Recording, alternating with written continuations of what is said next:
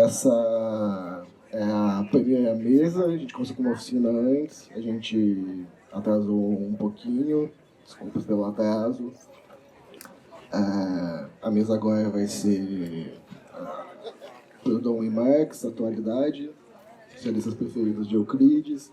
Ela abre como primeira mesa da Flipei, porque ela sintetiza um pouco como é que a gente pensou, como que foi o que a gente quis explorar, que foi pegar, quando a gente descobriu que o Euclides tinha escrito textos como Proudhon, entrar nessa veia de pegar o socialismo do Euclides.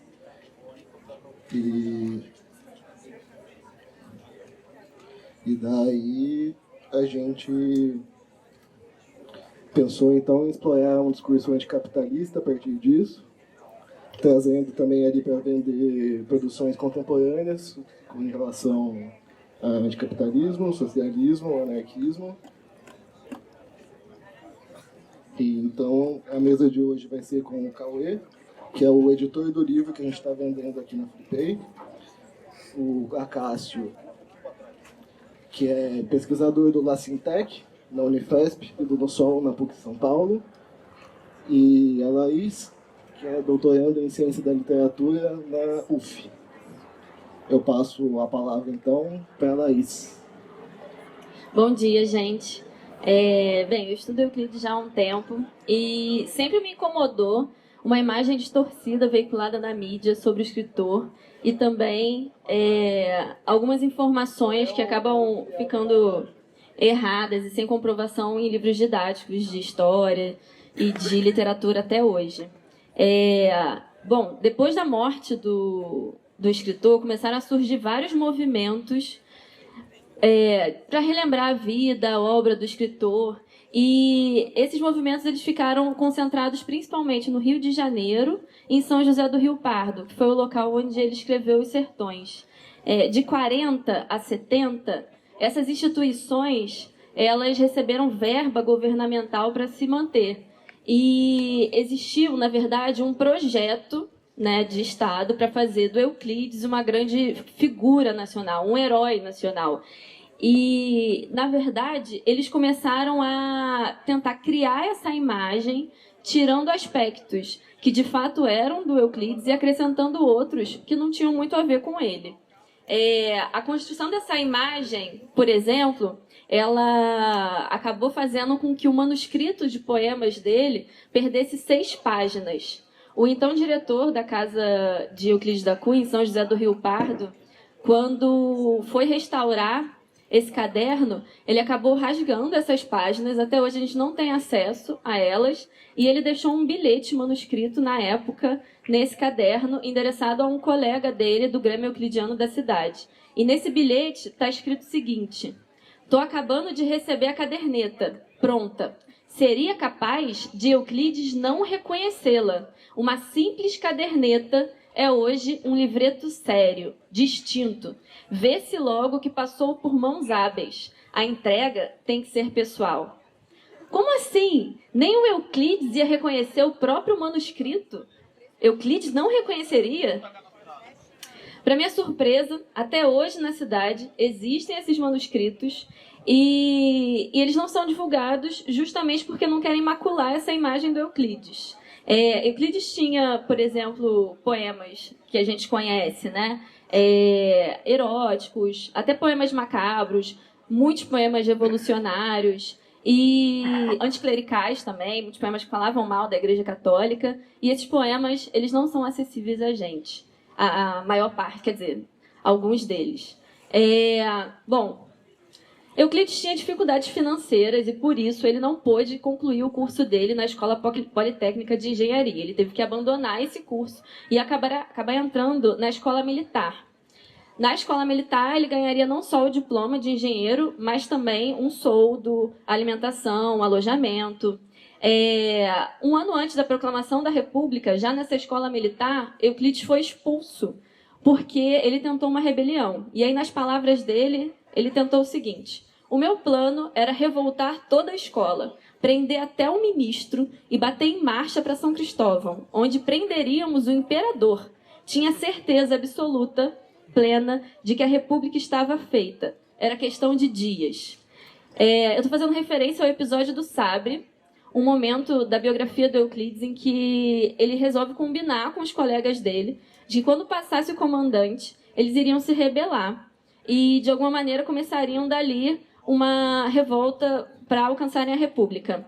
No momento em que o comandante passou, nenhum colega dele levou adiante o que eles tinham se comprometido. Só o Euclides. Ele ficou com muita raiva, ele tentou quebrar o sabre na perna, ele ficou inconformado e começou a questionar o comandante por que não estava acontecendo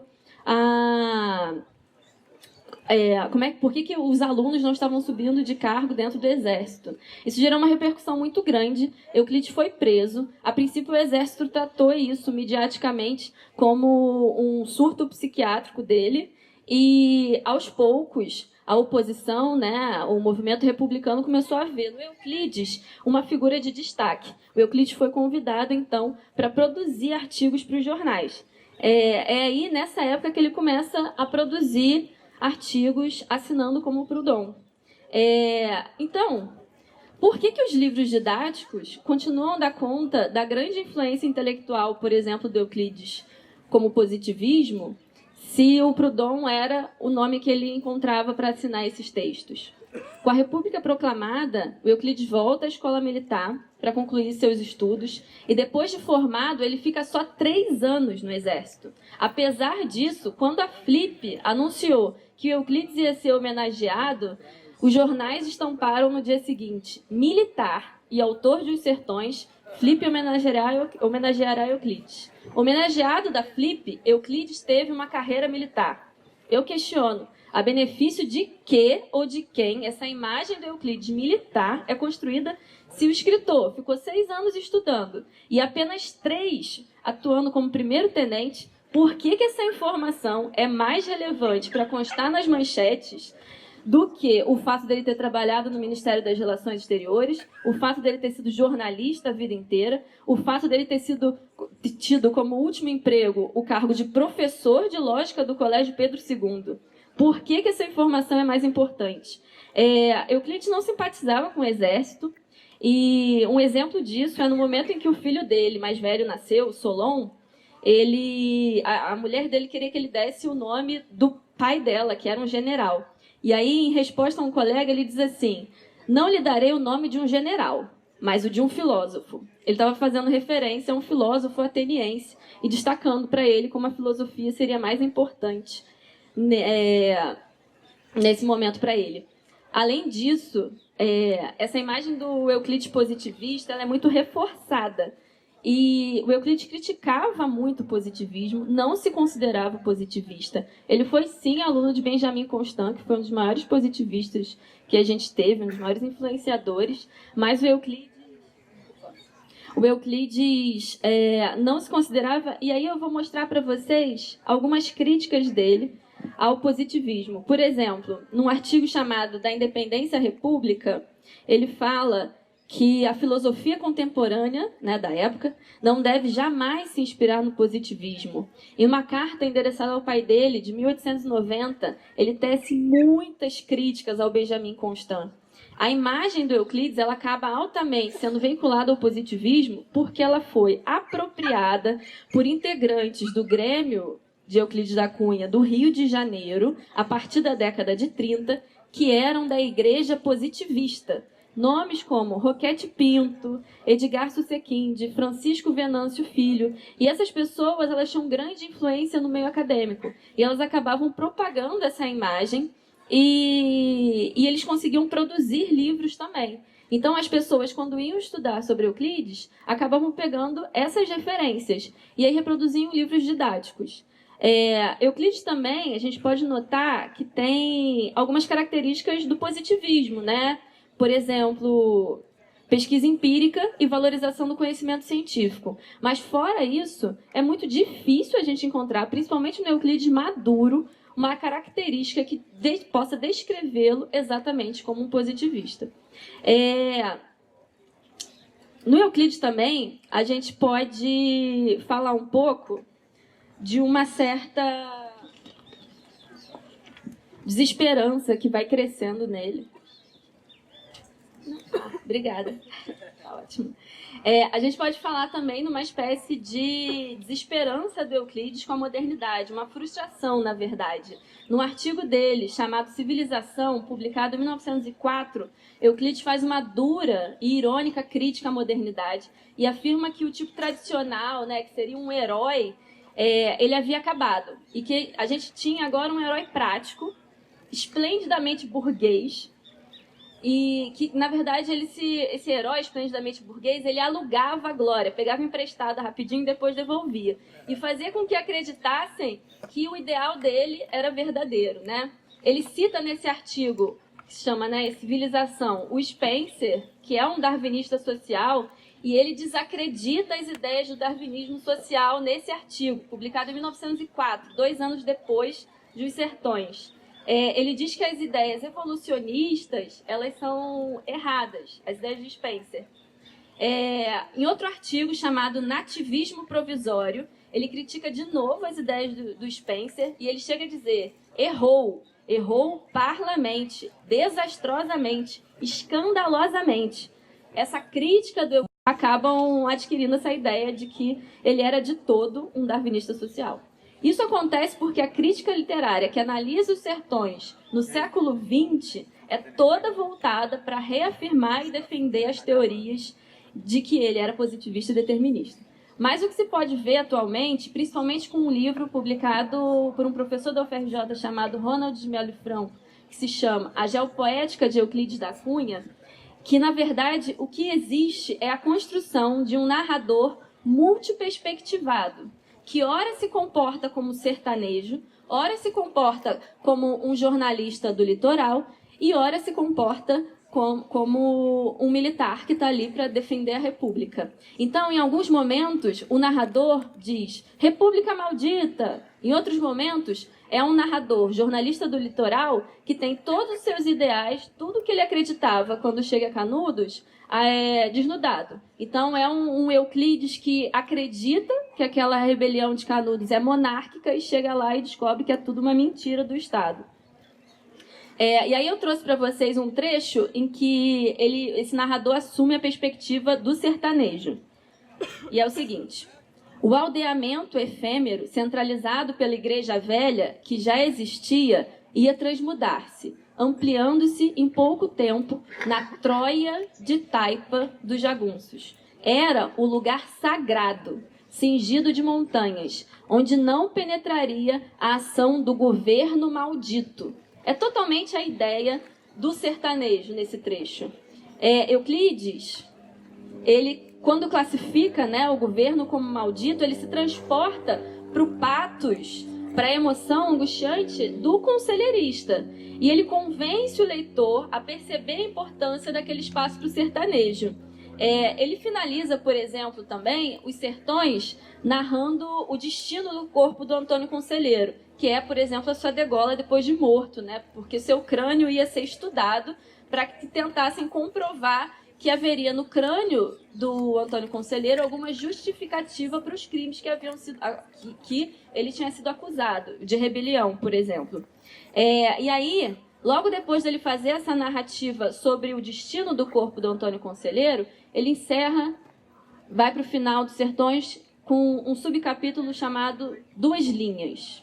E ele diz o seguinte: que não existia uma ciência capaz de analisar as loucuras e os crimes das nacionalidades, mas sim dos homens. Então, o que era necessário era analisar o crime do Estado, e não todas aquelas teorias científicas que existiam na época para analisar os homens. Com essas duas últimas linhas, ele desacredita todos os teóricos naturalistas que ele havia enumerado na segunda parte dos Sertões, que se chama O Homem, né? E se concentra no Estado, para avaliar os crimes cometidos pelo Estado. Nos Sertões, há uma linha de raciocínio composta por múltiplos narradores, como eu comentei, que conduz o leitor a uma viagem que começa na terra, depois o homem e termina na luta. E é importante dizer que Os Sertões, então, nesse caso, não é para ser lido pela metade. Não dá, como algumas faculdades de humanas da década de 80 e 70 para ler apenas a segunda parte dos Sertões de maneira deslocada. Existe um fio textual que vai sendo desconstruído, e como comprovam as duas últimas linhas do livro, né, em que ele prova que o Estado que seria o criminoso. Como bem nomeou o escritor, não se tratava de uma guerra, mas de uma luta. A última parte dos Sertões se chama luta, a luta de sobrevivência dos sertanejos.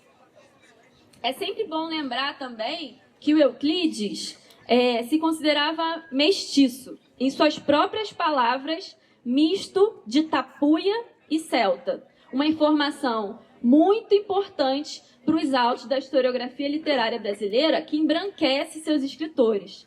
Repito, Euclides, misto de tapuia e celta. Em 44, o Estado retorna mais uma vez a Canudos, mas não foi para levar professores, não foi para fazer uma discussão com o pessoal de Canudos com o que havia acontecido. Foi Getúlio Vargas que volta a Canudos para a construção de um açude para inundar todo o vilarejo construído pelos conselheiristas. As obras se encerraram em 1960 e fizeram o sertão virar mar. Foi mais um crime cometido pelo Estado numa tentativa de apagamento da própria história de Canudos. Mas, como disse Euclides, Canudos não se rendeu. E graças à literatura, a gente tem um livro vingador e estamos aqui falando dele. O açude, ele representou naquela época uma alternativa que o governo encontrou para patrocinar essa imagem do Euclides, e aí, por causa disso, todo mundo ia falar muito mais dos sertões, e ao mesmo tempo que ninguém se recordasse exatamente do que havia acontecido em Canudos. Então, inunda tudo, ocorre um apagamento, mas ao mesmo tempo a gente patrocina uma imagem do Euclides. Essa denúncia da ausência do Estado, né, em Canudos, ela destaca que o único motivo de entrada lá seria para punir os sertanejos. E dessa forma, a violência do Estado para com os próprios brasileiros. Para garantir o poder das elites, que entre golpes e contragolpes a gente vê que está aí até hoje. O escritor defende, naquela época, nos sertões, que o que faltava, na verdade, em Canudos não era o canhão que o Estado tinha levado, mas mestre-escola. Anos mais tarde, quando ele vai falar da Amazônia, ele vai dizer que, na verdade, a solução para a Amazônia, além de ter mestre-escolas, seria, por exemplo, o seringueiro se organizar intelectualmente e socialmente, tomar as armas que eram dadas e garantidas no fim para eles, para que eles pudessem garantir o fim do regime semi-escravista que eles passavam por lá. Repito, a solução que Euclides dá no seringal é que eles, os seringueiros, se organizem intelectualmente e socialmente, tomem as armas dos barões da borracha e se rebelem. Cada seringueiro, quando chegava lá, recebia uma arma para poder sobreviver na selva e matar os animais, etc. Para Euclides, não adiantava ter tirado os monarquistas do poder, porque a burguesia assumiu e, nesse caso, governava para si mesma de novo. O povo ficava sem alternativa, né? A ida dos sertanejos para a Amazônia representou mais um crime de Estado que Euclides estava prestes a denunciar com seu segundo livro, Vingador, que não conseguiu por ocasião de sua morte. No mesmo ano em que Vargas anuncia a construção do açude lá em Canudos, o escritor Menotti Del Picchia, em conferência em São José do Rio Pardo, defendeu que Euclides era um participante histórico e famoso do movimento socialista de São José do Rio Pardo, que começou a acontecer mais ou menos em 1901. Mas, 19 anos depois... Vou pegar aqui um texto. 19 anos depois, Menotti Del Picchia publica esse artigo aqui, chamado Euclides e o Socialismo, um ano antes do golpe militar de 64, pedindo desculpas pelo que ele havia falado 19 anos antes, dizendo que ele havia se confundido, que ele não sabia o que passou pela cabeça dele ao dizer que Euclides era socialista, e não dava maiores explicações. Eu só posso compreender que ele tenha sido pressionado a fazer isso. Outra coisa importante que aconteceu nessa época é que, em 1960, a Casa de Cultura Euclides da Cunha publicou o livro Euclides da Cunha e o Socialismo. São 230 páginas dedicadas a contestar, com argumentos falsos e artificiais, por que Euclides não seria um socialista militante, quando a gente tem tantas comprovações de que, de fato, em 1900, quando ele esteve em São José do Rio Pardo, ele era um dos líderes do movimento. Nessa mesma época, o diretor da Casa Euclidiana, aquele que arrancou as páginas do caderno, ele publica também um artigo dizendo que era para a juventude euclidiana da cidade se acalmar, que Euclides não era socialista, não, que eles podiam estudar com calma Euclides, porque ele não estava falando de Marx, assim, ele falava de Marx, que gostava de Marx, porque ele não tinha lido Marx. Coitado. Ele só falava que estava na moda na época. Existem também outras informações que têm surgido, e aí uma que me chocou bastante foi no livro publicado por Narlock, Leandro Narlock, chamado Guia Politicamente Incorreto da História do Brasil, publicado em 2009. E tem um capítulo chamado Os Crimes de Euclides da Cunha, em que ele diz que vai analisar os autos do processo que a gente consegue encontrar, por exemplo, no Museu de Justiça Nacional no Rio de Janeiro. Só que ele não analisa. Esse professor, né, jornalista, Leandro Narlock, ele... peraí, gente, que eu me perdi. Cadê? É o Narlock que faz isso. Culpa dele. Achei. Eu queria saber por que o Narlock publica, né, esse capítulo só para deturpar a imagem de Euclides da Cunha e alterar os dados do seu assassinato. Felipe Rissato, que é um grande estudioso de Euclides da Cunha, ele vai publicar um artigo para desmistificar todas essas ideias, o capítulo inteiro que está errado do Narlock, chamado Falseando a História. E são informações do tipo... Euclides não dormiu em casa no dia da morte, ele tomou apenas um tiro, e informações muito absurdas, assim, que facilmente ele poderia encontrar a verdade. Euclides morreu com 4 tiros. E o último, por exemplo, quer dizer, foi um tiro na mão, um tiro no braço, e aí mais outro tiro em outro lugar que eu não lembro. E o último, o Euclides já estava lá no chão, e aí o Dilermano, que é o nome do amante, foi lá e atirou de cima, assim. E aí... Além desse livro do Narlock, existem ainda 2 outros livros chamados A Paixão no Banco dos Réus e Matar ou Morrer, o caso de Euclides da Cunha, da Procuradora de Justiça de São Paulo, Luísa Najib. Ela diz que acusa Euclides de ter proibido a mulher de amamentar o seu filho porque ele seria filho do amante, né? E que Euclides, depois da ocasião da morte do menino, teria enterrado a criança no quintal. Mas... consta nos autos que o menino foi enterrado no São João Batista, um cemitério em Botafogo, no Rio de Janeiro. E o próprio laudo do IML garante que a criança morreu de um mal congênito e foi por inanição.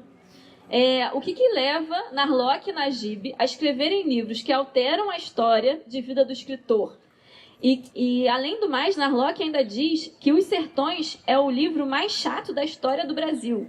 Imagino que seja interessante para algumas pessoas que ninguém leia Os Sertões, que ninguém saiba que Canudos representou um crime de Estado, que o próprio Estado enganou a todos, dizendo que Canudos era uma revolta monárquica. Assim, há 5 anos, surgiu também um diário que disseram que havia pertencido a Ana, que seria essa mulher do Euclides. E também uma outra história que teria inspirado a minissérie Desejo, da Globo, que foi, inclusive, processada. A Globo foi processada, na época, pela família do escritor por reproduzir ideias falsas sobre ele. Nessa terça-feira, o pesquisador Felipe Rissato, que eu havia citado antes, publicou um artigo no jornal Folha de São Paulo, nessa terça-feira mesmo. E ele comprova que a caligrafia do diário não era a caligrafia da Ana. Então, ela não escreveu esse diário. E a gente pode pensar que ela pode ter citado ditado para alguém. Só que esse diário ele foi parar nas mãos da família por um desconhecido, que ninguém sabe quem é, que alega que o avô trabalhou no caso do Dilermando, que era o amante da mulher do Euclides, só que esse cara não fez parte dos autos do processo. Então a gente não tem a menor ideia de que diário é esse, quem escreveu, por que inventaram esse diário. Ainda existe uma outra versão sobre o assassinato de Euclides. Eu acho que eu já passei um pouquinho do tempo, mas estou terminando, tá, gente? Existe uma outra versão sobre o assassinato de Euclides que é muito comentada nas mesas, nos congressos, e eu escuto já há uns 9 anos, que é a ideia de que a esposa do Euclides, a Ana, ela teria sido usada pelo patriarcado para instigar um duelo passional que teria sido encomendado e que culminaria na morte do escritor. Por quê? Era preciso impedir que Euclides escrevesse o seu segundo livro, Vingador, que seria sobre os Barões da Borracha. Dilermando de Assis, 20 anos mais novo que Ana da Cunha, teria se aproximado dela com a intenção de seduzi-la, enquanto Euclides estava 13 meses na Amazônia. Quando Euclides retorna, o próprio Dilermando, o amante, vai recebê-lo no cais. Louro, de olhos azuis, aspirante oficial do exército e campeão de tiro da escola militar. Quando chega a casa, Euclides encontra a esposa grávida. Ana de Assis, ela tem esse filho. Mais tarde, o filho morre, como eu havia dito para vocês, né, por um mal congênito. E depois, ela tem um outro filho do amante durante esses 3 anos em que Euclides retorna da Amazônia e antes de ser morto. Euclides produziu muito durante esses 3 anos em que a mulher vivia o caso extraconjugal e ele tinha conhecimento. Ele, apesar de ter malária por causa da Amazônia, ele se envolveu, por exemplo, no incidente diplomático com a Argentina. Poucas pessoas também têm acesso a essa vida internacional do Euclides, né? Ele foi presidente da Academia Brasileira de Letras por um tempo. Ele foi aprovado... É a última página, tá, gente? Ele foi aprovado pelo no concurso de professor de lógica do Colégio Pedro II. E ainda teve que lidar com esse caso extraconjugal da esposa dele, né? Somente 3 anos depois de ter retornado e encontrado a esposa grávida, Euclides resolve duelar com Dilermando. E aí eu pergunto, se a demanda era tão passional, por que ele esperou 3 anos? Nesse meio tempo, Ana perde o primeiro bebê, que eu havia dito para vocês, engravida de novo de um segundo, a criança nasce, Euclides a registra como filho dele, ele até brinca com colegas dizendo que a criança era uma espiga de milho no meio do seu cafezal, já que ele não era louro e a criança era loura. Euclides, então, parece que está lidando muito bem com esse triângulo conjugal, né? Mas num domingo ele recebe a notícia de que a esposa não tinha dormido na casa da família e recebe, então, das mãos de familiares da esposa o endereço da onde ela estaria, da casa do amante, que fica na Piedade, no Rio de Janeiro. Hoje em dia seria a Avenida Suburbana. Por isso, esse momento é conhecido como Tragédia da Piedade. Euclides vai até lá, na casa do amante, né? Ele é assassinado com 4 tiros. O Dilermando era campeão do exército. Euclides estava sem a arma dele, que tinha ficado com o filho, que estava na casa também, com o amante e a mulher. Esse filho mais velho, né, o Solon, ele foi a única testemunha da tragédia, além da Ana e do irmão do Dilermando. E ele foi transferido para o Acre, onde morreu numa emboscada assim que chegou. Talvez tenha sido um apagamento, né? E anos mais tarde, o filho do meio do Euclides, o Euclides filho, ele ficou sabendo que o Dilermando ia num cartório registrar aquele último filho que ele tinha tido, que a mulher tinha tido quando o Euclides ainda estava vivo, tirar o nome do Euclides e botar no nome dele. Esse filho do meio fica sabendo e vai lá impedir isso e também vingar a morte do pai. Esse segundo filho é assassinado pelo Dilermando, o amante. Então, anos mais tarde, a Ana ela é abandonada pelo Dilermando, que chega ao posto de general do exército, mesmo tendo tido esse passado, né? As controvérsias a respeito dessa tragédia da piedade são inúmeras, as informações dos biógrafos não batem, as informações dos laudos não batem, as informações dos jornais não batem. O que a gente sabe é que o assassinato passional do Euclides foi muito conveniente para a época, né? Infelizmente, o maior biógrafo do escritor, Roberto Ventura, que foi professor da USP, ele, quando estava prestes a terminar a maior pesquisa que já haviam feito sobre a vida do escritor, que ele tinha se debruçado por 10 anos, ele, justamente destacando o lado revolucionário, socialista do escritor, ele morreu num acidente de carro, voltando da Semana Euclidiana de São José do Rio Pardo, no mesmo dia em que Euclides morreu. A morte de Roberto Ventura mexeu um pouco com o psicológico dos demais estudiosos do Euclides, que não querem se intitular biógrafos hoje em dia, porque ficam com medo. Além disso, hoje em dia, o que mais atrapalha a investigação sobre a importância do Euclides para aquela época é que a gente não tem acesso aos documentos do Exército, nem do Barão do Rio Branco, nem do Ministério das Relações Exteriores de maneira geral. Eles são inacessíveis. Porque o que se deseja esconder sobre esse assunto? Eu faço agora um convite rápido também. Vai ter um evento em Niterói, no Solar do Jambeiro, no dia 15 de agosto, chamado Fórum Euclides 110 anos, Civilização versus Barbárie. Até quando? Desde quando? Então, quem puder ir, vai começar às 10 horas da manhã. É só colocar no Facebook, talvez vocês achem o evento. E eu encerro a minha fala com um trecho de um ensaio do Euclides chamado Um Velho Problema, que diz o seguinte: nem a terra, nem as máquinas, nem o capital, ainda coligados, produzem sem o braço do operário. Daí a conclusão irredutível: a riqueza produzida deve pertencer toda aos que trabalham. E um conceito dedutivo: o capital é uma expoliação.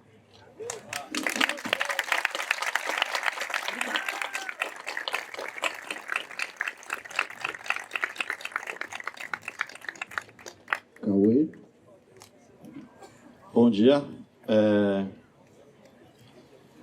Agradecer primeiro a presença de todos.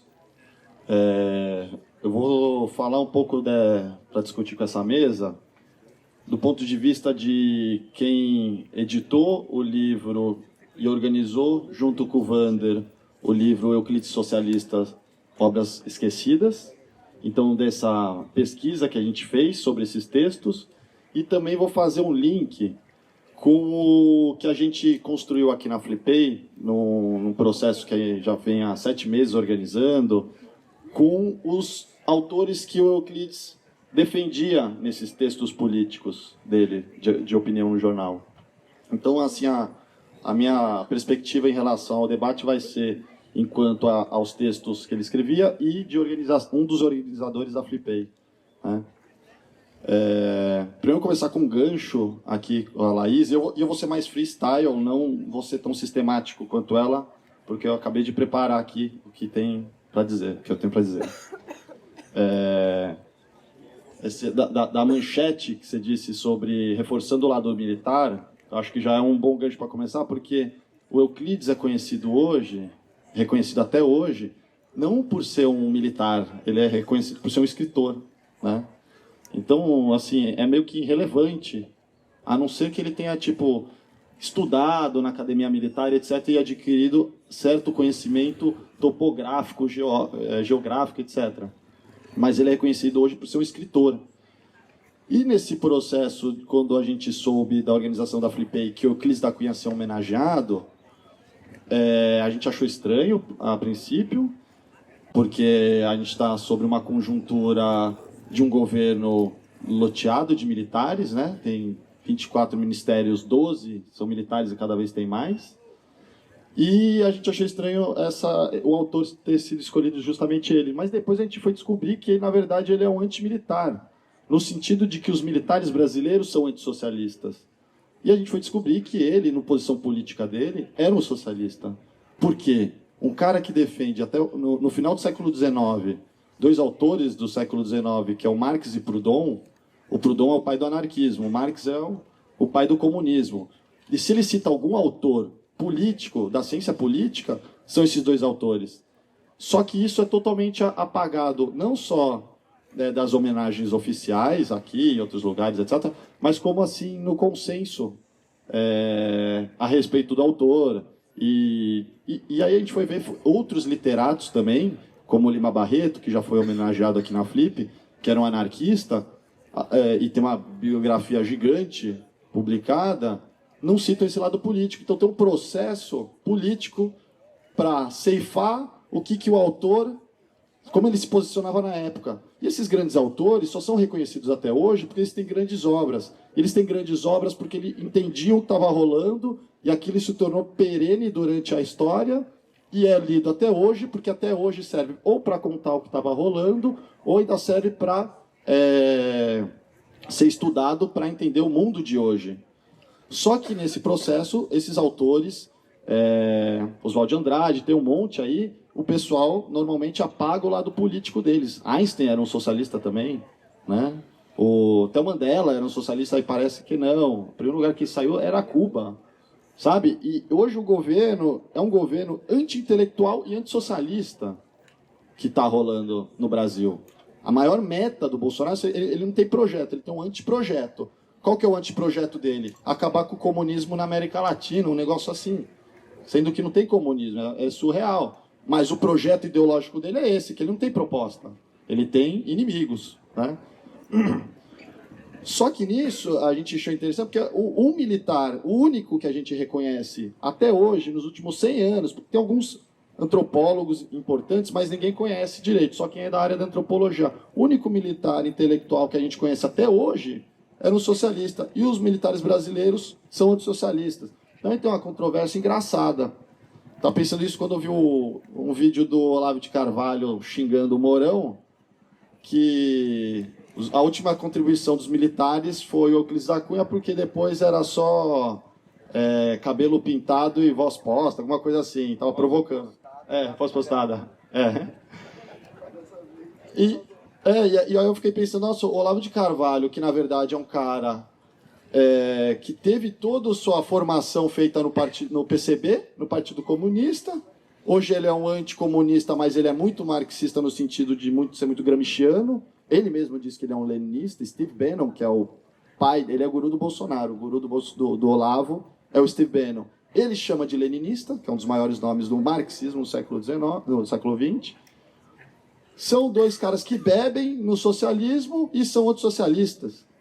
Então você pega o conhecimento, bebe naqueles autores, deturpa mais ou menos as saídas, as soluções que eles dão para a sociedade, mas usa todo o arcabouço teórico que eles criaram. E fala, não, esses caras são ruins. Só que esses caras estão diretamente ligados com a história política da época deles. Eles são relevantes porque eles entendiam o que estava acontecendo, né? Então, assim, a gente descobriu o Wander, né, no Passa-Palavra. A gente começou a pesquisa por ali, que o Euclides da Cunha, em 1888, começou a assinar no jornal Província do Estado de São Paulo, que era o antigo Estadão, alguns textos como Proudhon,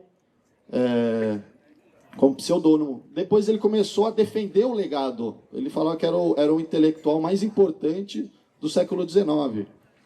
O Proudhon, não sei se vocês conhecem, ele tem aquela máxima que a propriedade é um roubo. E aí eu consigo trazer isso aqui um pouco para o nosso projeto da Flipei, que é, na verdade, um projeto dentro da Flip, de uma intervenção política, nessa festa literária, uma das maiores que tem, com a Rizoma, que é uma livraria nômade, e a Autonomia Literária, que é a editora que está publicando e realizando o evento. A propriedade é um roubo entra nesse sentido, porque a gente usa estruturas, se vocês forem ver, nômades. Por quê? Hoje em dia, onde você tem... o país está degringolando, está em crise, está indo para o vinagre a economia, mas tem alguns setores que continuam ganhando dinheiro. É o banco, é a especulação imobiliária e é o orçamento militar, né? Na área da especulação imobiliária, a ideia da Flipei, que começou ano passado, estava justamente linkada a isso. A gente começou com a editora e outras editoras lá dentro de uma casa, dentro do centro histórico, só que uma casa lá custa 4 barcos desses. O dono não mora nem aqui, ele mora em São Paulo ou no Rio. Tipo, é 30 mil uma casa para ficar 5 dias. Você mora em São Paulo 2 anos com 30 mil. Então tem uma questão da especulação imobiliária. A nossa livraria, que a gente leva nos eventos e onde as pessoas estão, só é viável porque a gente não tem o custo do aluguel. Então é nesse sentido que ele está dizendo, ao meu ver, o Acácio é um grande especialista de Proudhon, vai poder aprofundar mais, mas o grande problema que Marx e Proudhon discutiam era isso, as pessoas ganhando grana em cima do trabalho do outro. Esse que é o problema do capitalismo. Ele é uma forma de exploração, servidão, através dos esforços dos outros, e não do proprietário. Entendeu? Então aí tá o link de toda a nossa estrutura ser nômade, a gente pode levar para qualquer lugar, em relação à propriedade, em relação a essa fala do Proudhon, a propriedade é um roubo. E depois a gente foi indo mais atrás, achando mais interessante, porque aí ele começa a defender, então ele primeiro se disfarça atrás do autor, colocando o pseudônimo, depois ele começa a defender o autor como um militante. E o engraçado é que também assim fala, mas ninguém sabia porque se ele era socialista ou não. Na época era muito confuso, tinha acabado de sair essas teorias da Europa. A universidade no Brasil é de 1936. A gente está falando de 1888. Né? E no Peru, em Lima, já tinha uma universidade desde o século XVI. Então a gente assim é totalmente atrasado no âmbito intelectual, 4 séculos atrás de boa parte da América Latina.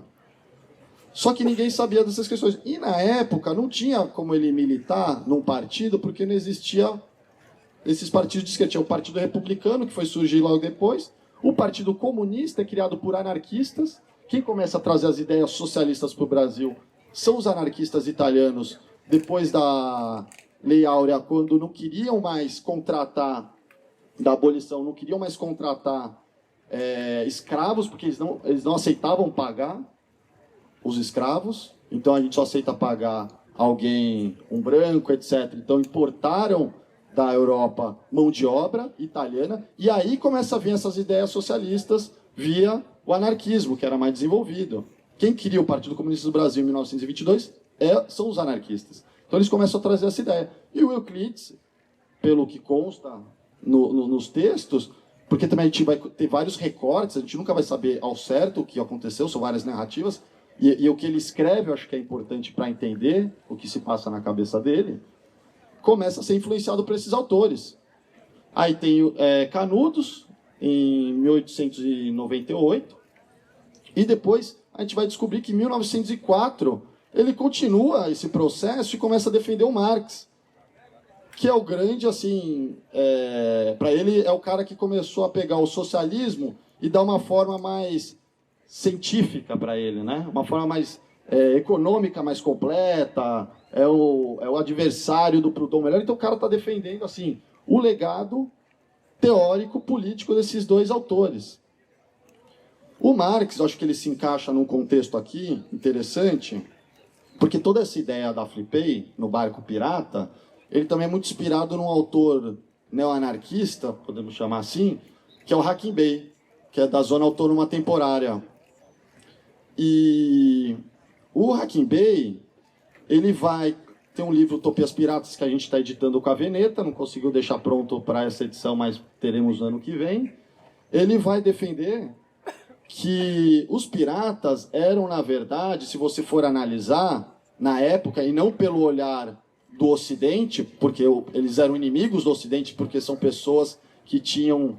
Não um cara que pegou, montou um barco e saiu saqueando as repúblicas corsárias. São marinheiros que tomaram o barco como forma de protesto porque eles estavam sendo explorados, estavam explorando a América. Então, a primeira ocupação de fábrica é o barco pirata, no século XVI. Essa é a defesa do Hakim Bey. E ele tem uma historiografia que não só pega a leitura do Ocidente, como pega a leitura do Norte da África, pega a leitura islâmica sobre esses caras. Então, ele começa a associar. O pirata ele teria sido a primeira fábrica ocupada, né? Ele é a ponta de lança da tecnologia da época para a extração da mais-valia. o barco, né? As grandes potências tinham barcos gigantes que iam saqueando por aí, ou traficando escravos. Então são caras que se rebelam a isso. Tem um processo de trabalho de alienação que depois se desenvolve mais na Revolução Industrial dentro das fábricas, que é um trabalho repetitivo. Todos lembram do filme do Chaplin, que é a grande ilustração dessa questão da alienação. Você faz um trabalho só, você não conhece todo o processo que está rolando. Então, eles seriam os protoproletários ocupando o barco. E ele diz que o barco tem... Pirata tem o lado anarquista e marxista. O Hakim Bey vai dizer. Marxista, porque ele vai diferenciar o mercenário do pirata. Qual que é a diferença? A distribuição do botim. Um pirata distribui por igual o que conseguir, porque ele não tem como comprar as pessoas. Ele tem uma equipe que se rebelou e se aliou com as repúblicas no norte da África, islâmicas, que tinham até mais liberdades, porque eram repúblicas federativas ligadas ao Império Otomano.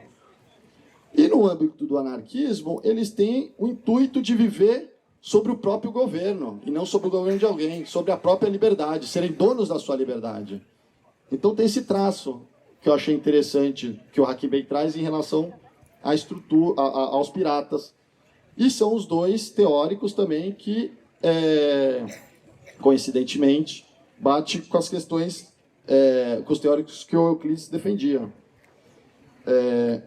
E no processo histórico, acho que tem uma disputa narrativa também de não reconhecer ele como socialista, porque as pessoas não entendem como que a pessoa ia militar na época.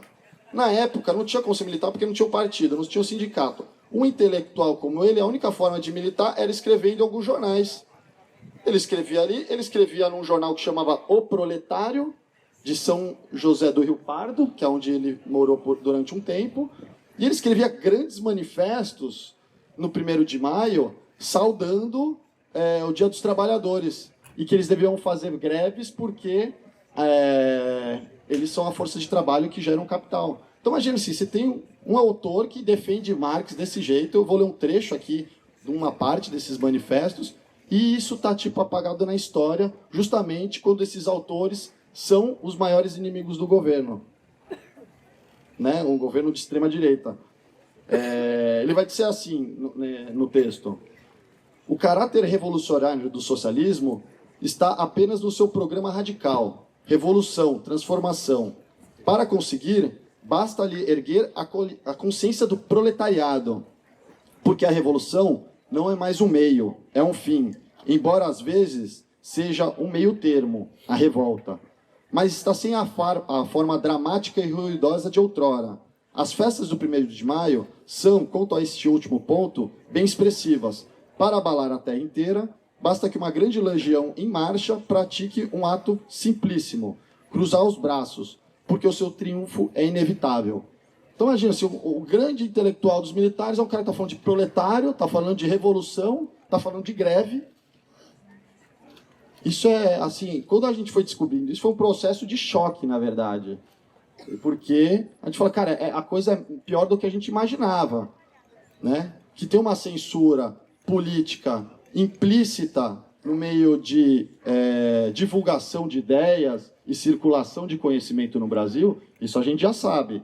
Fica evidente quando o filme que ganhou, um documentário que ganhou o Oscar, na qual o Brasil está no centro do documentário, não é passado no Brasil. Por sinal, é do Glyn, que ganhou o Oscar junto, e que vai estar com a gente aqui sexta-feira. É surreal o negócio. Imagina, ganha o Oscar, o Citizen Fork, contra como os Estados Unidos grampeou o Ministério de Minas e Energia no Brasil. Depois os caras dão um golpe, e a primeira coisa que eles fazem é justamente em relação a isso, que é mexer no sistema de partilha do pré-sal. A gente sabe que esse ministério que cuidava dessas informações estava grampeado, ganha Oscar, não é Havana Premium ou Norte Coreia, é Oscar.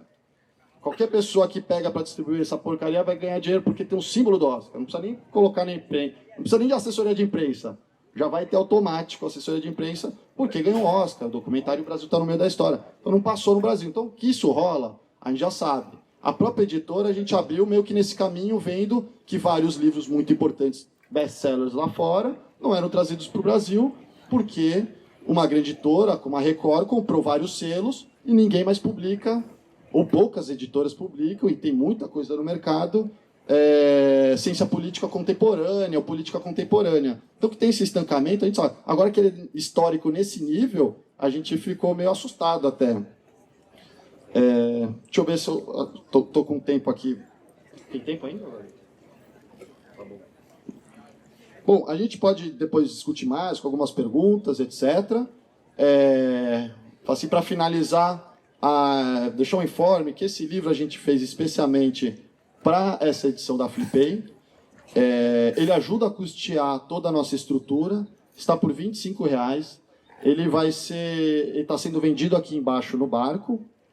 E quem quiser comprar agora, depois, pode comprar, que vai dar uma força para a gente. E qualquer dúvida, a gente vai abrir depois o microfone para trocar algumas ideias. É isso aí.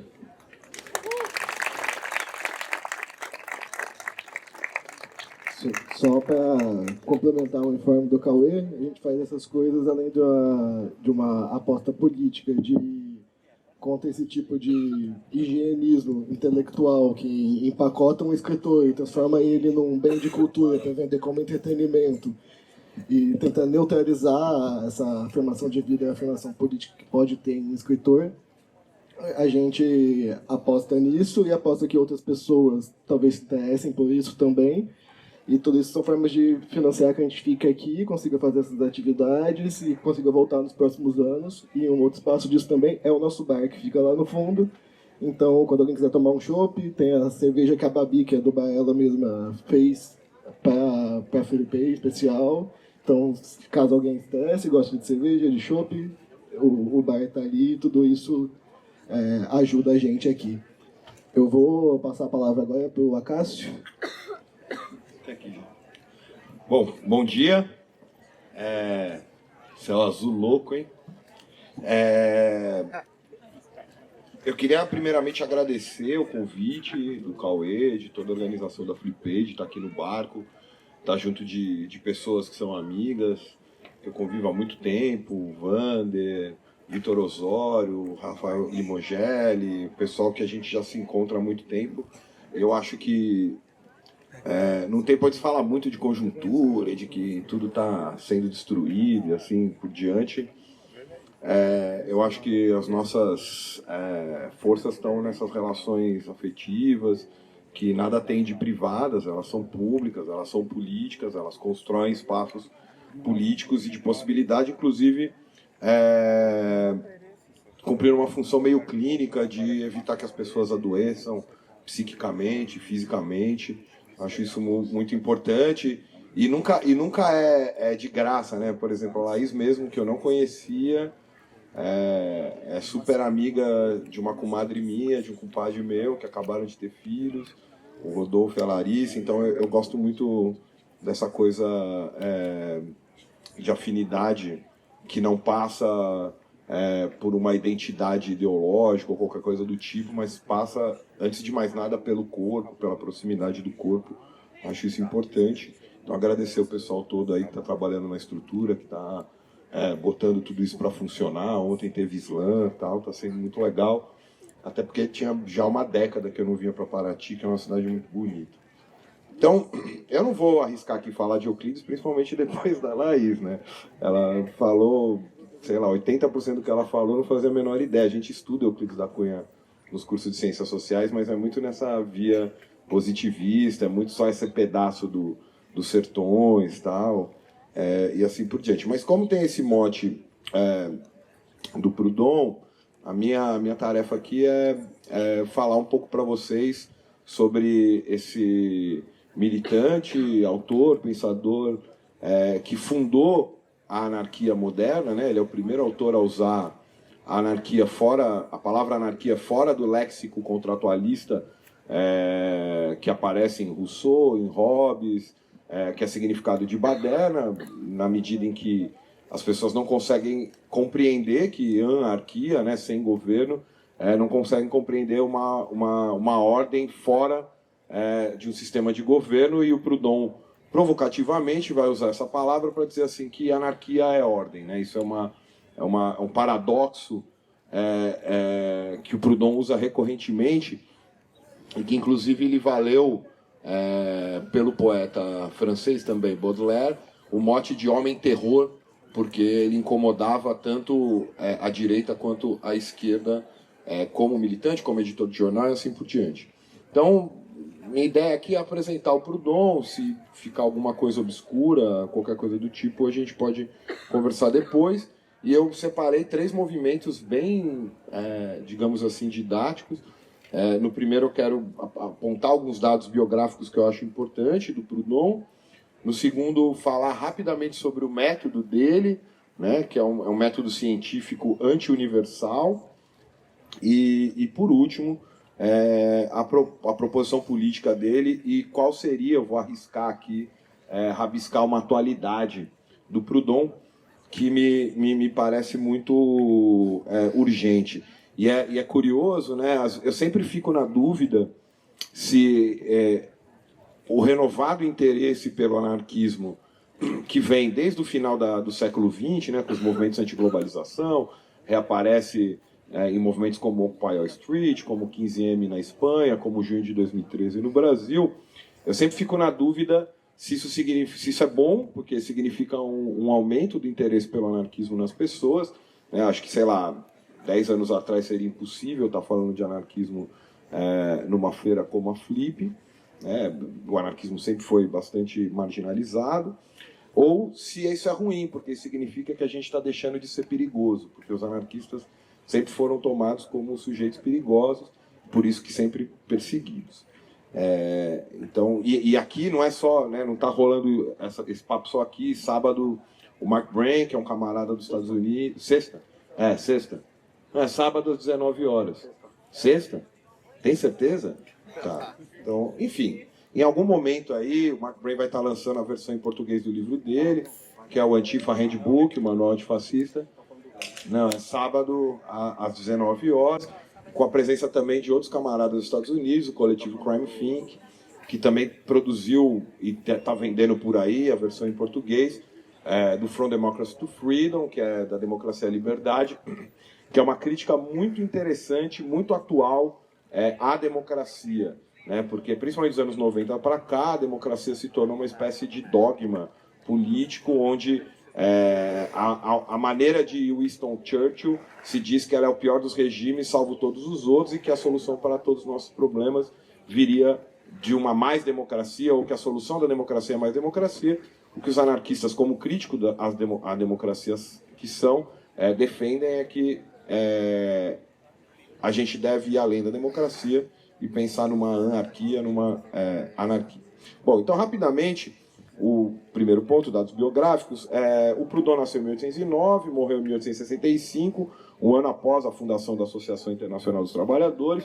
O Cauê falou aqui rapidamente, mas, de fato, no século XIX, não só no Brasil, acho que isso não se deve ao atraso que supostamente o Brasil tem, mas tudo que a gente vê muito arrumadinho hoje em dia, anarquista, socialista, trotskista, leninista e tal, enfim, no século XIX nem existia ou era uma coisa muito difusa, porque isso ainda estava se formando no meio do movimento dos trabalhadores, né? Eu acredito que essas divisões elas vão acontecer a partir de 2 acontecimentos na Europa, né? Que o primeiro é a repressão à Comuna de Paris, em 1871, e o segundo, no ano seguinte, em 1872, é a culminância da briga do Bakunin com Marx na IT, levando à expulsão do Bakunin por uma manobra canalha do Marx, e a fundação depois da Internacional Negra em 1888. Bom, o Proudhon ele é, entre os socialistas, se não o único, um dos poucos de origem trabalhadora, camponesa, operária. Ele foi pastor, não pastor evangélico, pastor de cabra, se eu não me engano. Foi mestre cervejeiro também, viu, Babi? O Proudhon fazia cerveja, junto com o pai. E foi, como muitos de nós aqui, pelo menos de uns 10 anos para cá, na Universidade Brasileira, bolsista, a bolsa com a qual ele escreveu o famoso livro dele, que é A Propriedade. E também, como muitos que estão aqui, seria uma versão contemporânea, foi tipógrafo, ele faliu umas 2 gráficas, enfim, não era um homem muito dado aos negócios. Então, a gente pode dividir o Proudhon entre antes de 48 e depois de 48. 48, como todos sabem, a Primavera dos Povos na Europa. E para sintetizar a diferença, eu só queria dizer que antes de 48 ele editava um jornal chamado Representante do Povo, e por meio desse jornal ele se torna proporcionalmente até hoje o deputado mais votado da história da França. Sim, pasmem, o inventor do anarquismo já foi um deputado, do qual ele tira, inclusive, as reflexões que depois vão subsidiar o abstencionismo dos anarquistas, porque ele dirá que nunca esteve tão longe dos problemas do povo de Paris e da França, senão com esse tempo que ele conviveu no parlamento.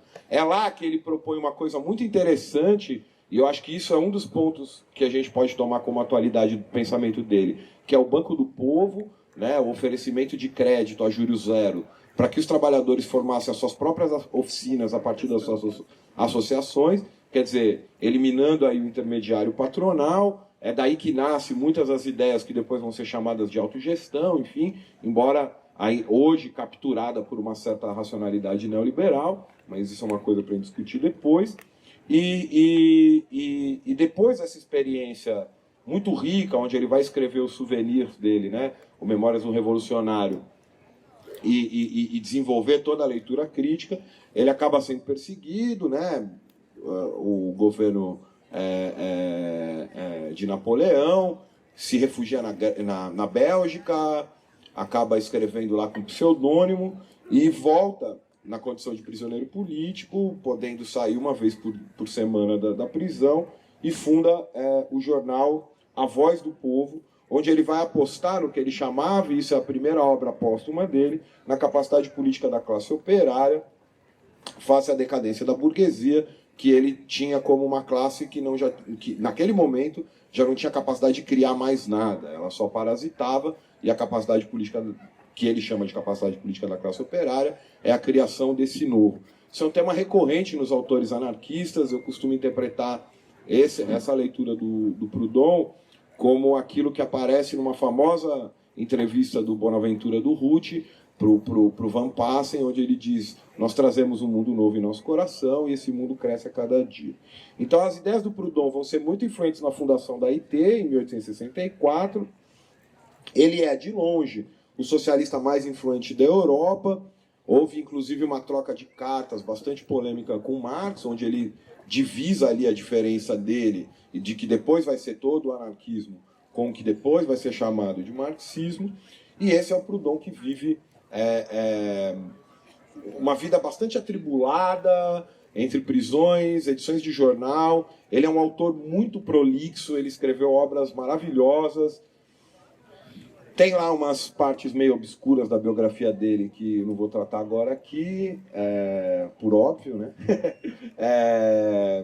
Mas eu destacaria o Sistema de Contradições Econômicas, que é também conhecido como Filosofia da Miséria, que será alvo de um panfleto atacando do próprio Marx, o famoso Miséria da Filosofia, mas também o Guerra e Paz, que é um livro que impressionou tanto o Tolstói, que à época estava escrevendo um romance que tinha um outro nome que agora eu não me lembro, mas que ele pede autorização para Proudhon para nomear o romance dele com o mesmo nome do livro do Proudhon. Então, o Proudhon, ele conviveu ali, né, com todo aquele socialismo francês, era muito amigo do Alexander Herzen, era próximo do Bakunin, conheceu pessoalmente o próprio Marx. E nesse sentido, várias ideias do Proudhon, mesmo sem citar, porque ele habita muito mais por essa via clandestina do que depois vai ser uma via que a gente pode chamar mais de acadêmica, mas ele tem forte influência, por exemplo, nos populistas russos, né, muito da formação dos soviets, né, dos conselhos, trazem bastante proximidade com as ideias do Proudhon, como eu já disse, a IT e assim por diante. Poucos autores vão retomar isso. Acho que no Brasil, quem é responsável pela existência mínima aqui do Proudhon como textos a partir dos anos 80 é o professor da Ciência Política da PUC, o Paulo Rezende, já falecido, e outro professor também da Ciência Política da PUC, o Edson Passetti, que organizaram à época uma coleção da Ática, dirigida pelo professor Florestan Fernandes, chamado Grandes Cientistas Sociais, e ali tem uma coletânea do principal de se ler de Proudhon, que é muito pouco, mas muito pouco, porque o Proudhon escreveu muito, ele era muito prolixo, digamos assim, como quase todo escritor francês. Bom, e o que há de interessante no método dele aí, né? O ponto 2 que eu chamei de método anti-universal. Proudhon tem uma formação inicial, né, da infância tal, muito marcada pelo catolicismo, pelos estudos da Bíblia e assim por diante. E ele vai identificar na ciência uma pretensão muito parecida com a da religião. Justamente pela pretensão da ciência de achar o que seria um novo Deus, ou uma espécie de Deus laico. Então ele vai valorizar, e aí nesse sentido, alguns dos textinhos desse livro do Euclides mostram em que medida ele leu Proudhon. Ele vai valorizar muito uma espécie de conhecimento empírico, mas que vai lançar mão de um método que ele vai chamar de dialética serial. Proudhon não lia em alemão, o pouco que ele sabia de Hegel foi ensinado para ele pelo Bakunin e pelo Herzen, onde ele se distancia. Ele tinha lido muito da obra do Kant, que foi traduzida para o francês, e ele vai se afastar principalmente da ideia de síntese, de uma dialética que produza uma síntese, e vai propor o que ele chama de dialética serial, na qual politicamente os pares, autoridade e liberdade, competem paralelamente e ao infinito, e eles nunca chegam numa síntese, ou eles nunca se encontram. Ou seja, Proudhon defendia que não existe liberdade absoluta, da mesma maneira que não existe autoridade absoluta, né? Nunca estamos numa situação de autoridade onde não é possível agir, e nunca estaremos numa situação de liberdade onde a liberdade está garantida, né? Em grande medida, isso vai animar algumas recuperações do Proudhon contemporâneas, aproximando ele à obra do Michel Foucault, com a ideia de agonismo. Então, essa atitude do Proudhon antidogmática, e ele diz textualmente: eu faço profissão de fé do antidogmatismo, é o que vai levar ao rompimento dele com Marx. Tem uma cartinha que eles trocaram, mas enfim, eu não vou ler porque vai ficar um pouco enfadonho, mas é bem engraçado, porque ele diz para o Marx assim: não faça como seu contemporâneo Martinho Lutero, que após destruir toda a igreja funda outra. A ideia do Proudhon é um pouco essa, onde ele se recusa a fazer parte de uma espécie de vanguarda do movimento operário europeu, porque essa era a proposta que o Marx faz dele na carta. Isso faz com que o Marx, que havia na Gazeta Renano rasgado elogios gigantescos ao que é a propriedade, uma obra de 1840 do Proudhon, passar a atacá-lo frontalmente, especialmente no Miséria da Filosofia. Então, eu acho que, tanto em termos biográficos como em termos do método dele, muito rapidamente, eu acho que tá bom para entender um pouco quem é o Proudhon e de onde ele fala. E assim, qual que é o mais importante que eu trouxe aqui desse método proudhoniano? É que, por meio desse método, ele vai fazer o seguinte diagnóstico: ele vai dizer: o Estado se apropria da força social. Ele vai entender o Estado como uma transcendência que produz uma solidariedade artificial entre os cidadãos, introduzida pelo princípio de autoridade. Então, ele deve ser abolido na medida em que ele é o obstrutor do que seria uma solidariedade produzida, entre aspas, espontaneamente pela própria atividade do trabalho. Então, no fundo, para só recuperar um pouquinho, o diagnóstico do Proudhon vai identificar três apropriadores, ou, se vocês quiserem, três ladrões, né? O Estado, que rouba a liberdade na medida em que se apropria da força social; o capital, que se apropria da riqueza gerada pelo trabalho, e, nesse sentido, a famosa frase, a propriedade é um roubo, não tem nenhum aspecto moral, tipo, ele não chama os burgueses de ladrões porque ele condena moralmente o roubo, mas a noção do roubo quer designar a relação real entre duas classes antagônicas. Então, não foi por mera polêmica, né? Ele diz abertamente, o Estado usa o capital usa do Estado, que se apropria da força coletiva, para roubar a riqueza produzida pelo trabalho. E, por último, a Igreja, que se apropria das consciências, né? Que obstrui as consciências. Então, tendo esses três alvos como inimigos, ele vai dizer: é preciso voltar para a figura, naquele século XIX, que tudo produz na vida contemporânea, né? Contemporânea dele, né? Que são os trabalhadores. Então, veja, é interessante colocar isso, porque o Proudhon é um dos primeiros a identificar o que depois vai ser chamado de luta de classes, é um dos primeiros a identificar o que também depois vai ser chamado de mais-valia, ou seja, apropriação do excedente de trabalho. Só que ele vai ter uma diferença. Para ele, os trabalhadores não são o sujeito da história. Eles são a força motriz da própria vida social, né? E é por isso que eles devem ser investidos em sua capacidade política. Então, tomando esses três inimigos, vou para o último movimento. Qual é a proposição política e a atualidade de Proudhon? Então, o trabalho como força coletiva deve se livrar da heterogestão estatal, do dirigismo e da gestão.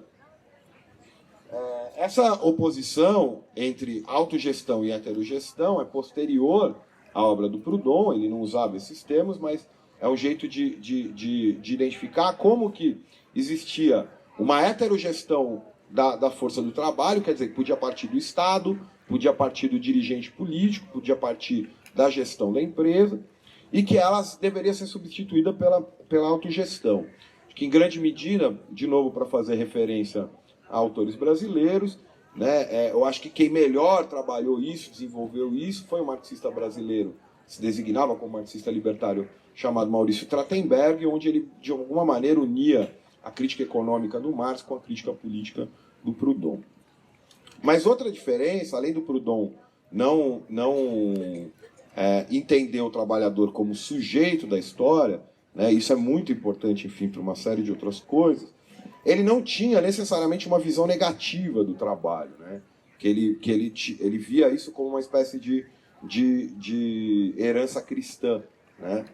Há uma longa polêmica sobre isso que eu não vou abrir aqui, mas eu acho interessante pontuar que na conclusão do sistema de contradições econômicas, ou filosofia da miséria, ele vai dizer assim, eu estou citando Proudhon: a arte, isto é, a busca da beleza, a perfeição do verdadeiro em sua pessoa, em suas ideias, em seus discursos, em suas ações e em seus produtos, tal é a evolução máxima do trabalhador.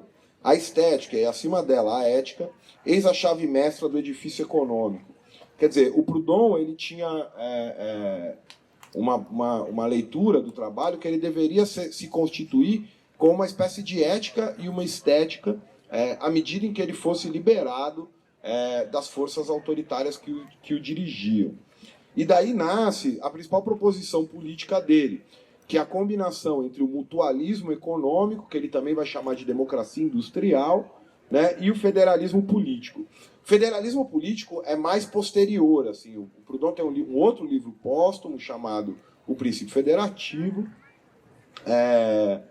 onde ele meio que revisa, porque, no fundo, inicialmente, o Proudhon, ainda ali perto do pós-48, ele chega a negar a política como uma espécie de força transcendente que constrói o coletivo de maneira artificial. Então é preciso retomar a força coletiva dos que produzem. Na verdade, a ideia de mutualismo no Proudhon ela vai reaparecer também.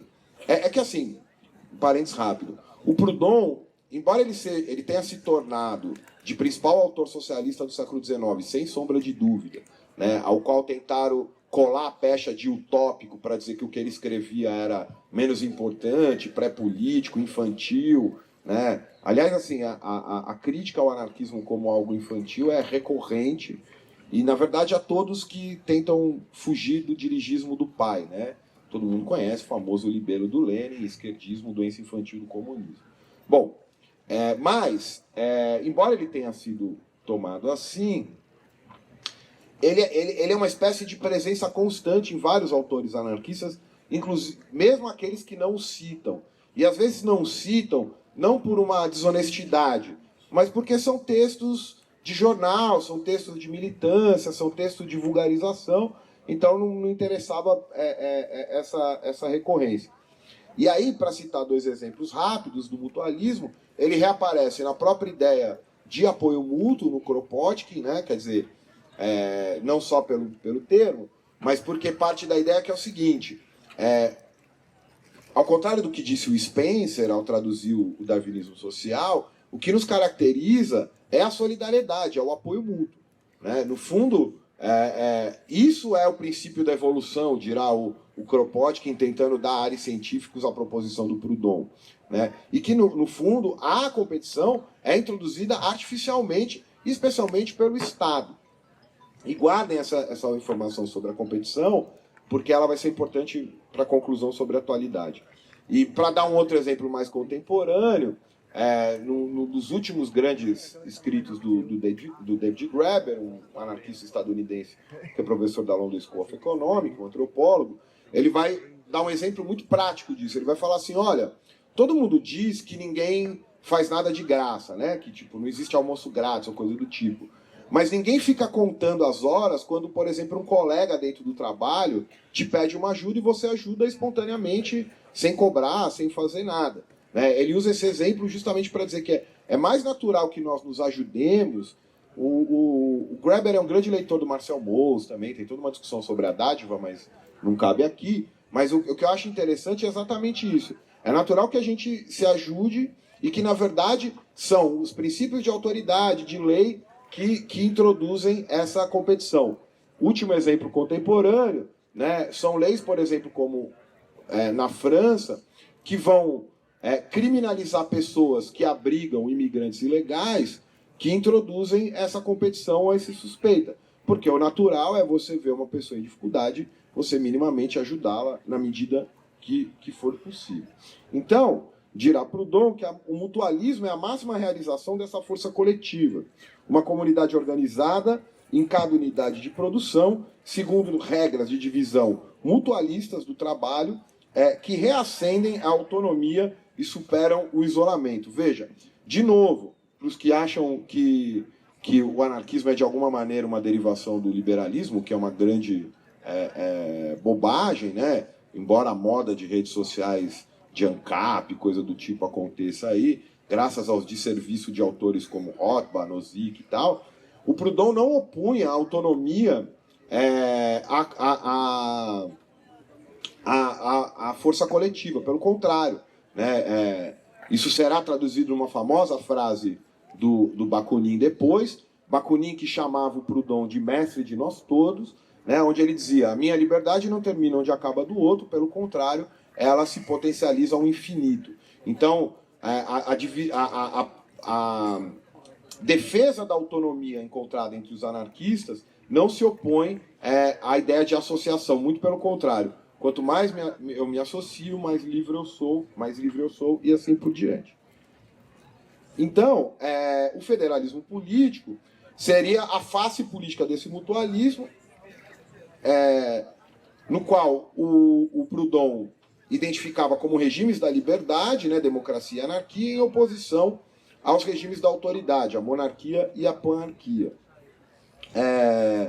Só que ele dirá, muito antes de toda a ciência política do século XX, que esses modelos aristotélicos de classificação de regime, eles são sempre idealizados, né? Quer dizer, para usar um jargão sociológico, eles são tipos ideais ao estilo weberiano. E que no real o que a gente tem são formas heterogêneas de gestão para tentar manter a capacidade de governo dos estados. É por isso que hoje, e aí encaminhando para a conclusão, a democracia se tornou um valor tão importante, né? Porque ela renova essa fé na necessidade de um governo de Estado. Então a gente vive uma grande sublevação popular em junho de 2013, mergulha numa crise sem precedentes do ponto de vista institucional, né? Eu, sinceramente, ainda me me surpreendo quando em 2019 as pessoas falam: ah, não, as instituições, não, a Constituição. Quer dizer, isso foi revogado, foi rasgado há muito tempo, mas o ritual do voto, ainda que com todos os tipos de subterfúgios, de alguma maneira recoloca a legitimidade desse governo. Foi o que a gente viu especialmente na eleição do ano passado, que elegeu esse calhorda aí, que é presidente do Brasil, que está cercado, como o Cauê disse, de militares, que é, para quem não sabe, rápido parênteses, eu sou professor de segurança internacional em curso de relações internacionais, eu tenho meio como obrigação de ofício estudar militares. Não existe um lugar com mais mamata nesse mundo que ser militar. Ser militar é suave, assim, é mamão com açúcar, ganha bem, tem um welfare state particular, então tem casa, tem comida, tem clube, tem a porra toda, você pode ficar no jockey conspirando contra o governo à vontade. Leiam, se eu não me engano, eu não vou lembrar o nome da jornalista da Piauí, que escreveu um belíssimo perfil sobre o Mourão, por exemplo. É umas que fazem aquele podcast do Foro de Teresina, enfim, esqueci o nome. Malu Gaspar. Enfim. Então, qual seria a atualidade disso, né? O Proudhon, em Guerra e Paz, dizia que a guerra, no contexto do capitalismo, aparece primeiro como concorrência, para depois se colocar como luta de classes. Bom, em grande medida, a gente vive uma era, pelo menos a partir dos anos 70, né, com a emergência do que se conhece por neoliberalismo, onde o capitalismo, de alguma maneira, mudou de característica, né? Ele sai dessa ideia de troca, que fundou o liberalismo clássico, e assume essa ideia de que a concorrência é natural. Isso explica um pouco toda a onda de empreendedorismo de si, startup, essas porras todas. Há uma longa literatura sobre isso, desde o curso de 79 do Michel Foucault no Collège de France, Nascimento da Biopolítica, as várias interpretações, né, da cientista política Wendy Brown, a leitura dos franceses Dardot e Laval e assim por diante. Então,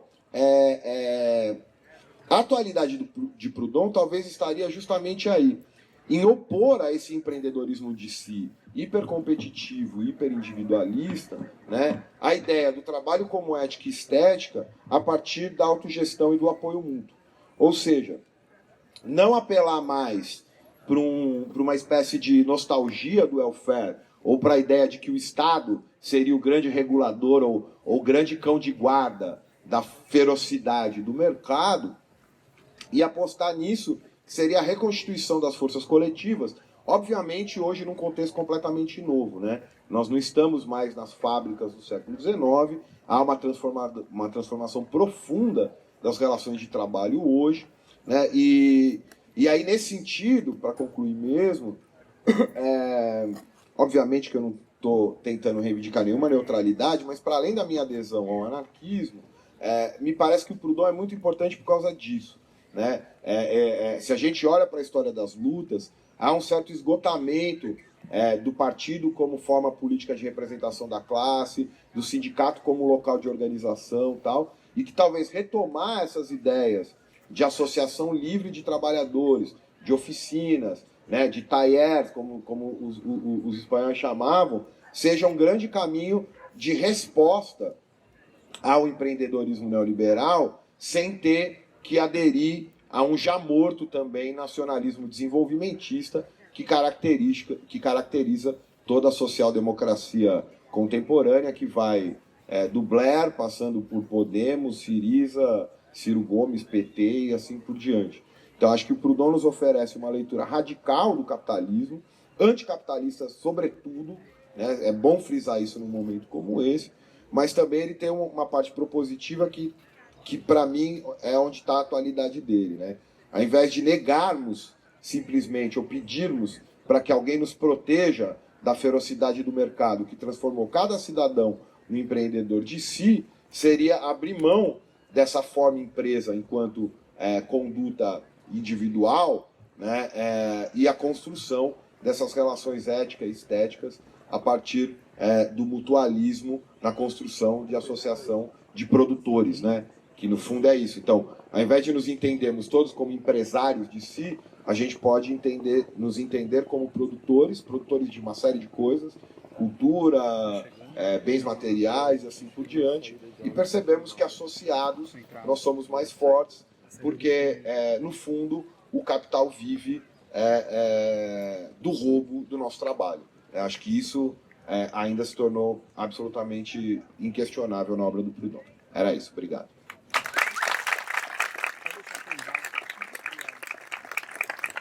Oi? Não, tudo bem. A gente está com o tempo meio curto, mas a gente pode abrir para umas 2 perguntas, caso alguém tenha interesse.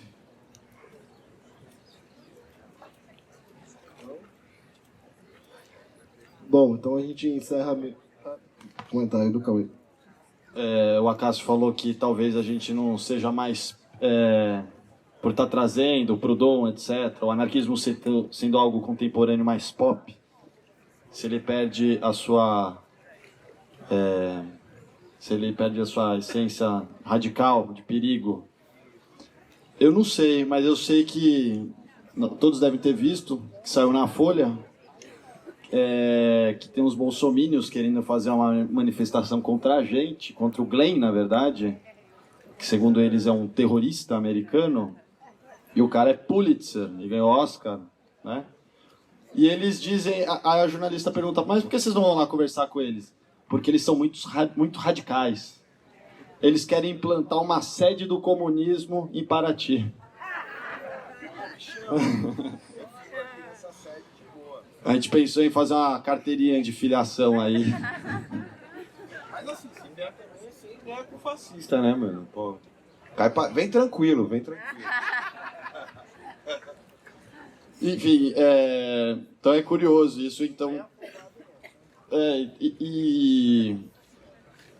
É engraçado, assim, como que... Eu acho que tem um âmbito... Por que eles não atacam a Flip em si, no sentido da sua programação? Os bolsomínios, que são os caras fascistas de extrema-direita. E são mesmo. Eles são a favor da tortura, ele acha que um jornalista ganhou Pulitzer, tem que ser censurado. Então o fascismo não é aquilo que o pessoal acha, que é os camisas pretas marchando sobre Roma. O fascismo tem a micropolítica do fascismo também, que são suas práticas. E eu acho curioso por que eles não vão na programação oficial. Por quê? Porque despolitizaram o autor, né?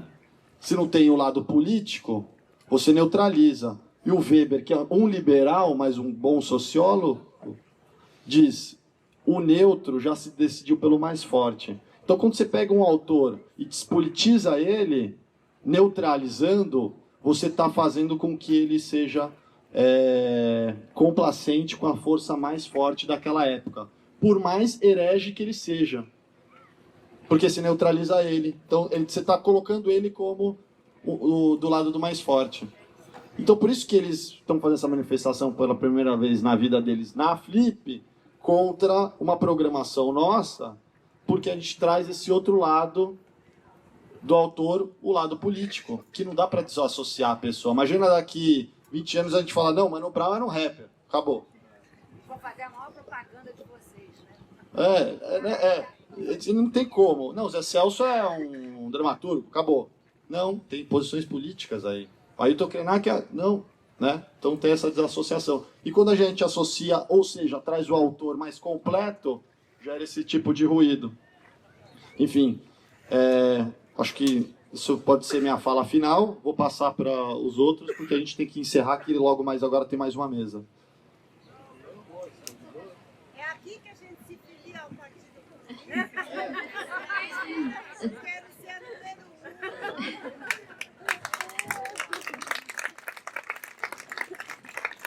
1. Gente, queria dizer para vocês que eu já tive a oportunidade de visitar Canudos 2 vezes e que lá existe o Parque Estadual de Canudos com o cenário da guerra preservado. Então, ainda existem corpos que não estão enterrados, porque foram muitos, né? O massacre foi imenso.